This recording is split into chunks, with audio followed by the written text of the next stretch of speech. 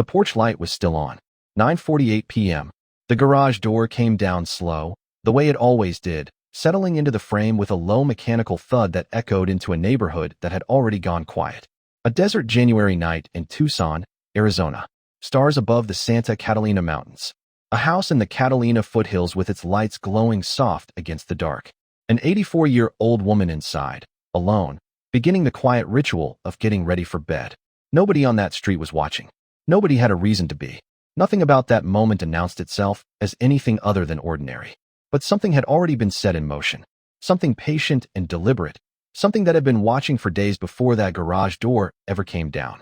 Before we get to what the cameras captured and what the forensic evidence revealed, you need to understand who Nancy Guthrie was before the night of January 31st, 2026. Because in cases like this, the investigators always say the same thing. Know the victim. Know the victim completely. Nancy was 84 years old. She had called Tucson home for more than half a century. She raised 3 children in that city, Savannah, Annie, and Cameron, and built a life in the desert that was full and purposeful and deeply rooted. She spent nearly 2 decades working at the University of Arizona. Every Sunday, without exception, she joined a virtual church service with a close friend. She was sharp. She was independent. She also had limited mobility and depended on daily medication she could not miss. Her heart required monitoring. Her daughter Savannah would later speak those words in front of cameras with a voice that barely wavered and eyes that carried more than she said out loud. Think about that picture. A woman who had built an entire life in that desert city, living alone in the home she knew well, dependent on medication, with a heart that needed watching, in a house whose address was findable online. And somewhere in the dark outside that house, someone already knew every one of those details. Someone had done the research. Welcome back to Cold Case History. I am going to walk you through every detail of this case. The footage, the forensics, the suspect behavior, the DNA, and the digital evidence trail. If you are new here, subscribe now and hit the notification bell. We cover every update on cases like this one the moment they break. And trust me, this one is not finished breaking yet. Let's begin at the beginning. The day had started the way thousands of family Saturdays start across the country. Around 5:32 p.m. on January 31st, 2026, Nancy took an Uber across town to the home of her daughter Annie, who lives nearby with her husband, Tomasoki. Dinner together. An evening that felt completely normal. Warm, comfortable, the kind of night that belongs in the background of a life rather than at the center of an investigation. Nobody photographed it. Nobody marked it as significant. It was just a Saturday. Later that evening, family members drove Nancy back to her house. The car turned into the driveway in the Catalina foothills. The garage door lifted. Nancy went inside. The garage door came down.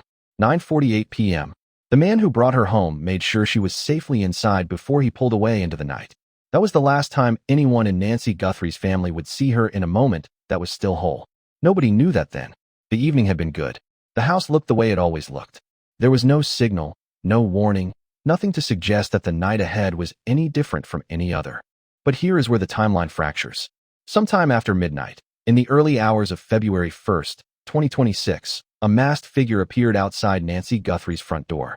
The doorbell camera caught him, head tilted deliberately downward, keeping his face away from the lens. Then he did something that forensic behavioral analysts would later spend hours examining. He reached toward a potted plant positioned near the entrance, pulled a piece of foliage from it, and pressed it over the camera. Slowly, carefully. He did not strike the device. He did not pull it from the wall. He covered it with a plant that was already standing there, as if he had already mapped the entrance from a distance and confirmed exactly what he would need. Former FBI behavioral analysts who reviewed that footage noted the significance of that single action immediately. Covering a camera rather than destroying it was not a spontaneous decision. It was a premeditated one. If Nancy had looked at her indoor video monitor and seen a masked face staring back from her doorbell feed, she would not have opened the door. A covered lens is different. A dark or blurred screen is ambiguous. It could be a malfunction. It could be a leaf from a nearby branch. It does not announce danger the way a masked face does. This suspect understood that. He covered the camera to remove the one warning that would have stopped him from getting through that door. That level of operational thinking does not appear in someone acting impulsively. That is rehearsed. That is someone who has stood at a distance and studied this entrance. Just before 1:50 a.m., Nancy's doorbell camera went dark. About 20 minutes later, a separate camera mounted on a nearby property detected movement at the edge of the yard. Then, at approximately 2:28 a.m., Nancy Guthrie's cardiac monitoring device went permanently offline. That moment, 2:28 a.m., is one of the most critical forensic markers in this entire case. It gave investigators a window, a roughly 40-minute stretch of darkness in a quiet desert neighborhood where nothing was seen, nothing was heard, and a woman was removed from her home. 40 minutes in which the cameras were dark, the street was still, and something irreversible happened. The following morning, Nancy's close friend waited for her to join their weekly Sunday virtual church service. Nancy never appeared. The friend called. The line rang without answer. She reached out to Annie. The family drove to the house just before noon. Deputies from the Pima County Sheriff's Department arrived minutes behind them. What they found at the front of the residence confirmed this was not a wellness check with a simple answer. Biological evidence confirmed as belonging to Nancy Guthrie was recovered near the entrance. Nancy was not inside. She was gone. And the investigation that would become one of the most closely watched missing persons cases in recent American history had just begun. The FBI was called in within hours. Multi-agency resources moved into the Catalina foothills with a speed and scale that reflected how serious investigators understood this to be. Within days, more than 400 investigators were actively working leads connected to the case. Tips were flooding in from across the country. Surveillance footage from the surrounding neighborhood was being pulled from every available camera in the area, every ring device, every security system, every doorbell lens. Every thread, no matter how thin, was being followed. And almost immediately, law enforcement made a move that quietly redirected the focus of the entire investigation. They impounded a car, a blue Honda CR-V, the same vehicle that had carried Nancy Guthrie home on the last night she was seen alive.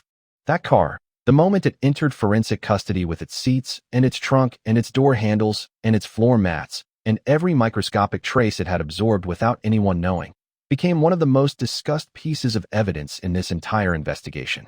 The man who had driven it that night was named Tomasoki, Annie's husband, and his name was about to become something nobody in that family had anticipated. On February 4, 2026, journalist Ashley Banfield went public on her podcast with a claim that traveled fast. She cited a law enforcement source she described as highly credible and directly connected to the investigation. That source told her Tomasoki may be the prime suspect. She noted that these were musings rather than confirmed evidence. But the distinction did not survive the headlines.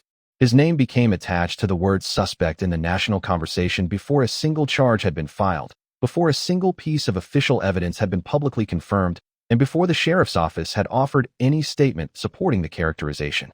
Sheriff Chris Nanos responded without hedging. He called the reporting reckless. He confirmed that no suspect had been named.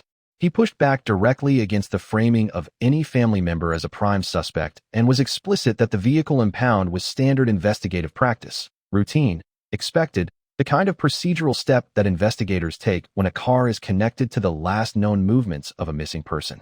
But standard practice does not always look standard to a public watching in real time. A car in law enforcement custody, a journalist citing a named suspect, a sheriff pushing back, but not yet formally clearing anyone, and Nancy Guthrie still missing. That combination drove the court of public opinion to a verdict before the forensic laboratory had been given its full opportunity to speak. Then, on February 16th, Sheriff Nanos released an official statement that left no room for interpretation. All immediate family members, including their spouses, had been formally cleared. Every one of them. He did not hedge the language or soften the edge of it. The family had been cooperative, he said. Gracious. They were not suspects. They were victims. And to suggest otherwise, he said plainly, was not only wrong. It was cruel. A sheriff in the middle of a federal investigation with hundreds of active investigators and multiple forensic labs running simultaneous analyses took a moment to issue a public plea for basic decency. That tells you exactly how far the speculation had gone and how much damage it had done to people who were already breaking. The family was cleared on February 16th. The blue Honda CR-V was not returned until weeks later. As of March 11th, 2026, 23 days after that official clearance, the vehicle remained in the custody of the Pima County Sheriff's Department, not at a forensic facility anymore, at a mechanic shop, being reassembled. Investigative reporter Dave Mack confirmed this detail directly. The car had undergone such an exhaustive forensic disassembly that it required a mechanic to put it back together before it could be returned to the family. Think about what that tells you about the scope of the examination. When investigators return a vehicle after a basic evidence sweep, it comes back intact. When it goes to a mechanic for reassembly, it was taken apart completely. Seats removed. Interior panels pulled. Trunk lining peeled back. Floor mats lifted. Every seam and gap examined under forensic light conditions that most people will never see in their lives. Understanding what that process actually looks like matters for understanding what investigators were looking for. Before a single surface inside that Honda was touched, specialists photographed every inch of the interior. The angle of the driver's seat, the position of objects on the dashboard, a receipt, a jacket, anything left behind. Context is evidence in forensic work. Where something sits can be as telling as what it is. Then the examination begins in earnest. Alternative light sources, high-intensity beams tuned to specific wavelengths, are used to reveal biological material, fiber traces, and skin cells that are entirely invisible under normal lighting. A single strand of hair pressed into a seat fabric catches that light and holds it. Microscopic soil particles from a specific outdoor environment cling to the treads of a shoe and transfer to a floor mat. A bag placed in a trunk for 10 minutes deposits fibers from its material. Brief contact is enough. Cars are sealed environments. Whatever gets inside is largely protected from the elements. It sits undisturbed in the seams and fibers, waiting. Investigators using adhesive forensic lifts, vacuum equipment fitted with forensic filters, and swabs applied to every surface a hand might have touched were building a microscopic record of every person and every location that car had contact with. The trunk received particular attention. In case after case, year after year, the trunk of a vehicle holds more than people realize. Whatever is placed inside leaves a record. Whatever is carried out in that space, even briefly, leaves something behind. The specific findings from that trunk examination have not been publicly disclosed. What is confirmed is that the family was cleared on February 16th. The car was still in pieces at a mechanic on March 11th. And whatever the forensic laboratory extracted from the interior of that vehicle is now part of an active evidence file that investigators are still working with. If you're still here, subscribe, because cases like this only work when people stay. And tell us where you're watching from. I love seeing my global family represent. Drop your country or city in the comments. 2 miles from Nancy Guthrie's home, on the side of a road in the Catalina foothills, searchers found a glove. It sat there looking almost unremarkable, the kind of thing that might get passed over on a different day, in a different investigation. But the moment forensic teams examined it, it became one of the most significant physical pieces of evidence in the case. It appeared visually consistent with the type worn by the masked suspect captured on Nancy's doorbell camera. The same general style, the same dark color. Investigators collected it immediately, sealed it, and shipped it to a private forensic laboratory in Florida for DNA analysis. The entire country waited on that result. On February 17, 2026, Sheriff Chris Nanos delivered it publicly. The DNA extracted from that glove did not produce a single match in Cody's. The FBI's Combined DNA Index System, a national database containing the genetic profiles of nearly 27 million people, including more than 19 million individuals convicted of qualifying crimes across the United States. Not one hit, not a partial match, not a familiar thread connecting to any known offender in the federal system. That result told investigators something specific and significant. Whoever left biological material on that glove had almost certainly never been arrested for a serious criminal offense anywhere in the United States. This was not someone with a record that law enforcement could pull from a screen. This was someone who, until the morning of February 1st, 2026, had left no forensic fingerprint in the national database. That combination, operational sophistication and no prior record, is not common. It is deliberate. Then came a development that changed the weight of that glove entirely. It turned out to belong to a restaurant worker employed at a business directly across the street from where the glove was found. Not connected to the case. Not a suspect. A coincidence of location and timing. The suspect's glove, if there was one on that road at all, had not been found. And the most critical DNA evidence in this investigation had not been sitting on the ground 2 miles from Nancy's home. It had been inside the house. On February 13th, the Pima County Sheriff's Department confirmed that DNA belonging to individuals with no documented access to Nancy Guthrie's property had been recovered from inside the residence. That confirmation shifted the weight of the entire DNA investigation from the roadside to the interior of the home. DNA inside the house does not require inference to connect to the suspect. It is already there. But here is where the investigation met its most technically demanding obstacle. Sources close to the case told CBS News that the DNA recovered inside the residence was what forensic analysts call low-level. Not absent, not permanently unusable, but degraded enough or present in small enough quantities that extracting a clean and fully reliable profile from it was not a straightforward process. One source described it plainly. There was not enough of it to generate a result with immediate confidence. A second law enforcement source confirmed that low-level samples can be enhanced through advanced laboratory techniques, but that enhancement takes time, weeks, sometimes months. The Pima County Sheriff's Department confirmed its contracted Florida laboratory was continuing to analyze the samples and had not yet reached a conclusion on whether a complete, submittable profile could be extracted. That is where investigative genetic genealogy enters the picture. The same technique that identified the Golden State Killer after more than 4 decades of failed conventional investigation. The same approach that helped build the case against Brian Kohberger in the murders of 4 University of Idaho students. The process is fundamentally different from Cody's. Instead of comparing a DNA profile against a database of known offenders, investigative genetic genealogy compares the profile against publicly available ancestry databases, searching not for the suspect directly, but for relatives who share enough genetic markers to allow analysts to build a family tree backward toward the source. C.C. Moore, chief genetic genealogist at Parabon Nanolabs and one of the leading figures in this field, offered a direct public assessment of the Guthrie case. She stated she had full confidence that investigative genetic genealogy would identify the contributor of that DNA. It was, she said, a matter of time. But time carries a weight in this investigation that it does not carry in closed cases. The 3 largest genealogy databases in the country, Ancestry DNA, 23andMe, and MyHeritage, collectively hold more than 50 million genetic profiles. All 3 require a court order before granting law enforcement access. Only the smaller, opt-in databases, which hold fewer than 2 million profiles, are currently open to investigators without that legal barrier. The suspect may be findable. The door to the databases that are most likely to find him is not yet fully open.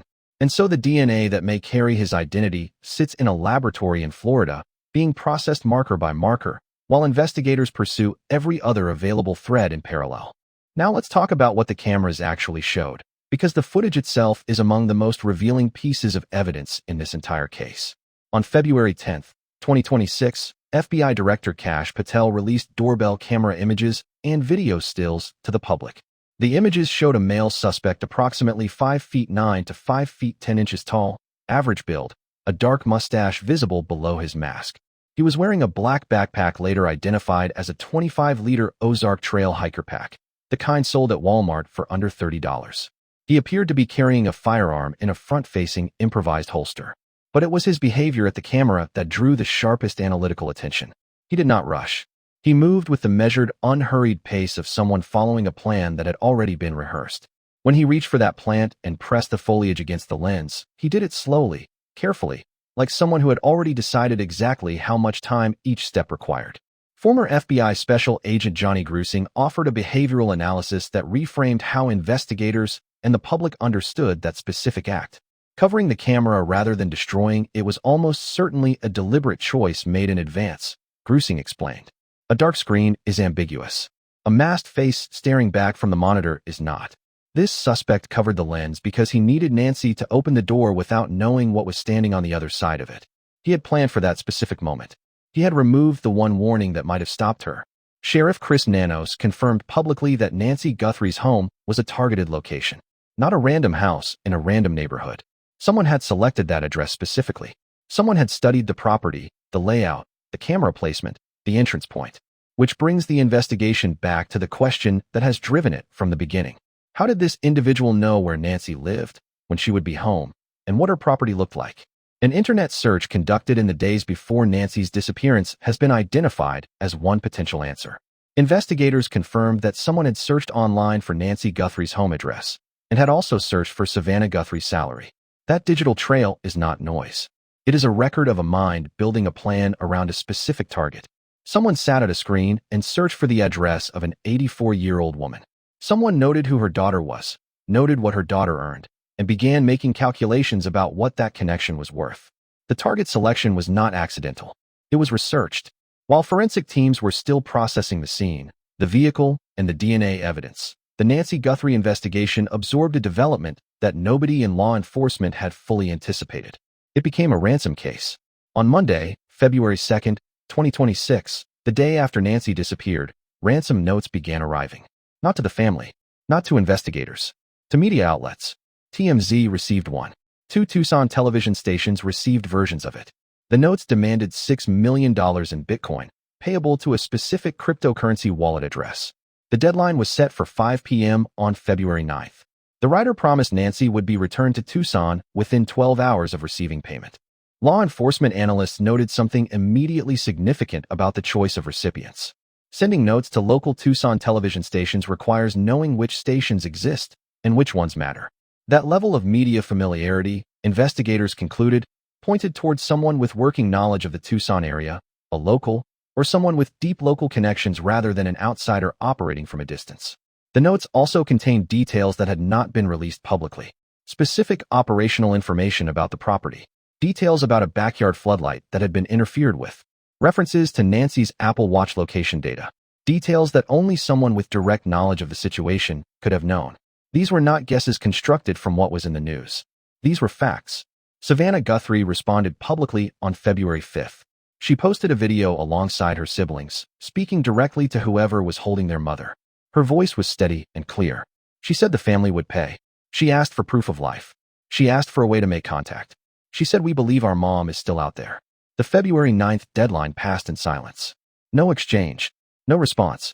No proof of life. The Bitcoin wallet listed in the ransom note did show activity. TMZ reported that investigators noted movement in the account, but the amount, the origin, and the connection to the genuine ransom demand were not publicly confirmed. Then came a development that created immediate confusion and fury simultaneously.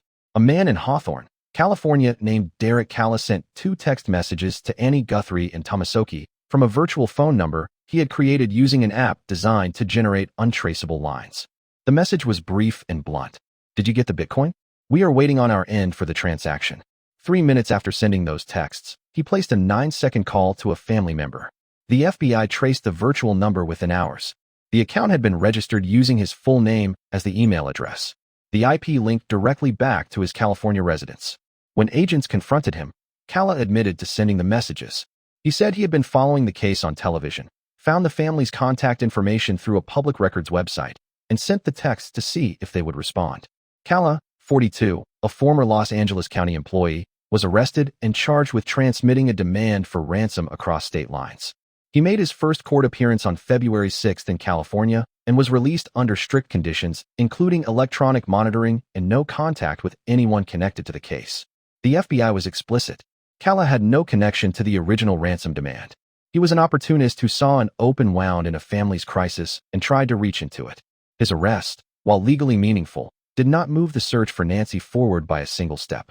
But the genuine ransom notes, the ones that arrived before he ever picked up his phone, did add a layer of clarity to the investigative picture that investigators are still building around.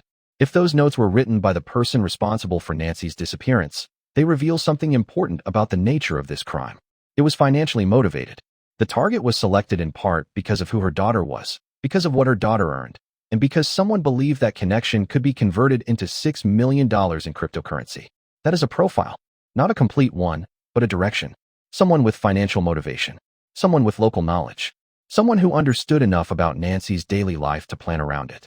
Someone who sent notes to the right television stations and used insider property details to establish credibility. And someone who, despite all of that calculation, has not received a single dollar. On February 16, 2026, 16 days after Nancy Guthrie disappeared, Sheriff Chris Nanos released a statement that read like someone who had run out of patience with what the public narrative had become. The Guthrie family, he said, including all siblings and their spouses, had been cleared as possible suspects. Not narrowed. Not reduced to a smaller circle of concern. Cleared. He followed that with language that did not leave space for interpretation. The family had been nothing but cooperative and gracious. They were victims. To suggest otherwise was not only wrong, it was cruel. He added that he was personally asking media to honor their profession and report with compassion. A lead investigator on a case with over 400 active investigators, multiple forensic labs running simultaneous analyses, and a ransom investigation still open, that man stopped to beg for basic decency. That tells you something about the cost of what the speculation had become. Nanos was specific about the process. The family had not simply been interviewed and sent home. Phones and computers had been taken. Homes had been processed for evidence. Vehicles had been impounded and examined. The family had submitted to all of it without resistance. 100% cooperative, he said. And yet the car still had not come back. That single fact anchored every conversation among journalists and analysts for weeks after the clearance. The family is cleared. The car is not returned. Between those two realities lies a question the public record has not yet fully answered. What did that examination find? There are legitimate procedural reasons to hold a vehicle beyond an individual clearance. Verifying whether the car was accessed by a third party without the owner's knowledge. Checking for tracking devices that could indicate the car was monitored before the night of January 31st. Confirming whether any material inside the vehicle relates to the suspect's movements rather than to the family specifically. All of those possibilities exist. All of them are consistent with the family's clearance remaining intact. But the trunk had not spoken publicly. Whatever it gave to the forensic laboratory, fibers, particles, environmental trace material, or a completely clean result, remained part of an active investigation. One detail that received far less public attention than the Honda, Nancy's personal Subaru, was also impounded from her garage on the same day investigators arrived at the property. Its inclusion in the evidence sweep confirmed that the vehicle examination was not targeted at any specific individual. It was a comprehensive sweep of every car connected to Nancy's last known environment. And while forensic teams continued processing both vehicles, an entirely separate line of evidence was developing, one that would shift the public focus from the cars to the street, from the street to the doorway, and from the doorway to the face of someone whose name still had not been found. 41 days into the investigation, Sheriff Chris Nanos sat down with NBC News and said something that stopped the national conversation cold. "We believe we know why he did this," Nanos said. "We believe it was targeted, but we are not 100% sure of that. Read that carefully." The lead investigator on this case, a man commanding more than 400 investigators, with forensic laboratories processing evidence across multiple states, with more than 40,000 catalog tips. That man looked into a camera and said he believed he understood the motive, but was not yet prepared to commit to it fully. That statement does two things at once. It signals genuine investigative progress, and it confirms that the most important questions in this case are still open. Retired homicide detective Phil Ramos, a 3-decade veteran of Las Vegas Metro, responded to that statement directly. "Knowing the motive," Ramos explained, "is always a key factor, but its weight depends entirely on how it connects to means and opportunity. A motive without a confirmed suspect and without a confirmed method of execution is a direction, not a destination. It tells investigators who might have wanted to do this. It does not yet tell them who did. Which is why this case, at 41 days, lives in two places simultaneously. The first is the theory of a financially motivated, targeted operation carried out by an outside actor with local knowledge and digital intelligence. Everything about the physical evidence points in this direction. The camera covered with foliage instead of smashed. The low-cost Ozark Trail backpack. The improvised holster. The pre-operational internet search for Nancy's home address and Savannah's salary. The ransom notes sent to the correct Tucson television stations, complete with insider property details nobody had made public. All of it points to someone who built a plan around a specific target and executed it with a level of preparation that does not come from impulse. Former FBI special agent and CIA officer Tracy Walder went further in her public analysis. She said she does not believe this was a burglary that escalated unexpectedly. Burglars, she explained, do not take victims with them. It slows them down and dramatically increases their exposure. What the footage and the evidence suggest, Walder said, is someone driven either by an obsession with Savannah Guthrie or a specific grievance connected to her, and who identified her mother, living alone and vulnerable in a house whose address was publicly accessible, as the means of turning that obsession into leverage. Sheriff Nanos confirmed publicly on March 12 that investigators were actively examining the possibility that a Wi-Fi jammer or some form of deliberate electrical disruption had been used the night Nancy disappeared. A timeline existed, he said, when certain things went offline in a pattern that investigators needed to account for. A utility box around the corner from Nancy's home showed signs of having been interfered with. Nanos clarified that the box had not been definitively connected to the case, but it had not been ruled out either.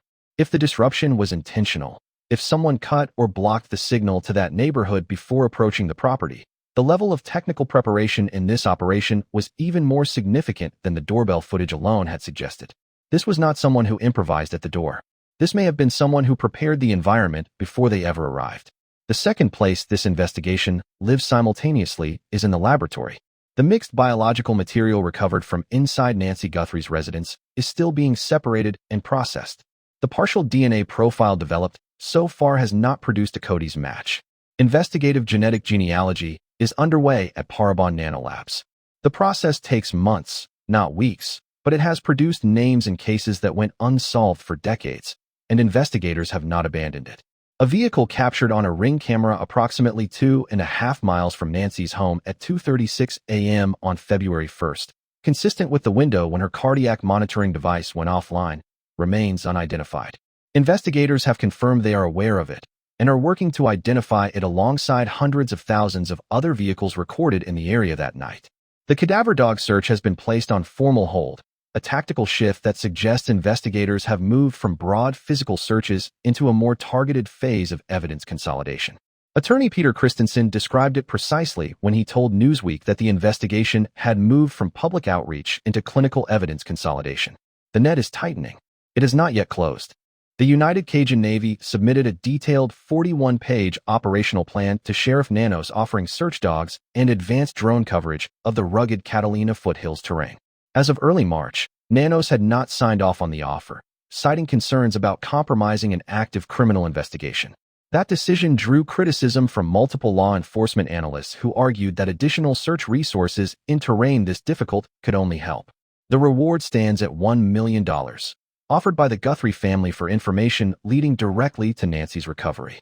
The FBI tip line remains open at 1-800-CALL-FBI.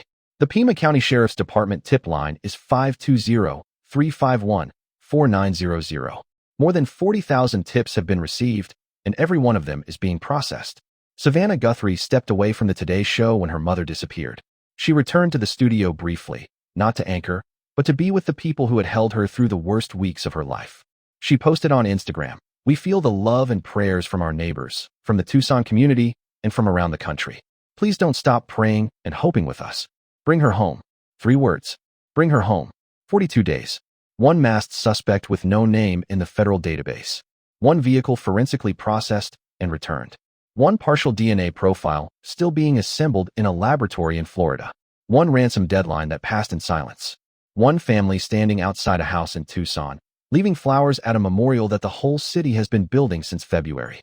And 1 84-year-old woman who had dinner with her family on a Saturday night, came home in a blue Honda CR-V, watched the garage door close behind her at 9:48 p.m., and has not been seen since. This case is not cold. It is not stalled. It is in the slow, grinding, methodical phase that serious federal investigations move into when the fast leads have been exhausted and the forensic science takes over.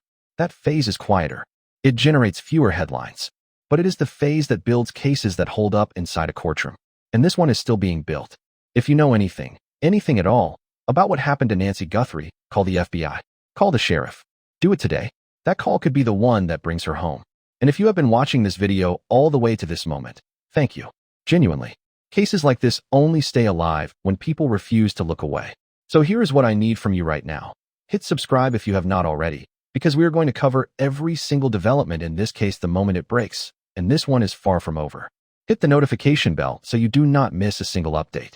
Share this video with someone who needs to hear Nancy's name, because the more people who know this story, the harder it becomes for the person responsible to stay invisible. Drop a comment and tell us where in the world you are watching from.